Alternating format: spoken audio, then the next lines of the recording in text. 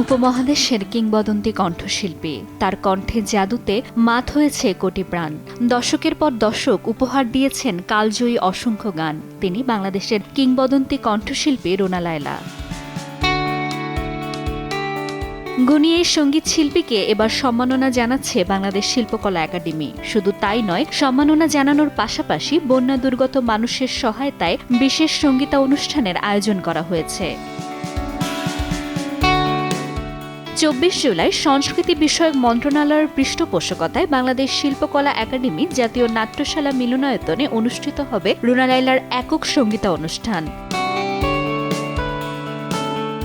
জানা যায়, টিকিট বিক্রি থেকে প্রাপ্ত অর্থ বন্যা দুর্গত মানুষের সহায়তায় ব্যয় করা হবে। ইতোমধ্যে শিল্পকলা একাডেমি টিকিট বিক্রি শুরু করেছে। অনুষ্ঠানে রুনা লায়লাকে জাতীয় পর্যায়ে সম্মাননা জানানো হবে দেশের সঙ্গীতাঙ্গনে তার দীর্ঘদিনের অসামান্য অবদানের স্বীকৃতি হিসেবে। কয়েক দশক ধরে বাংলা গানকে দেশ বিদেশে অনন্য উচ্চতায় পৌঁছে দিয়েছেন এই বরেণ্য শিল্পী।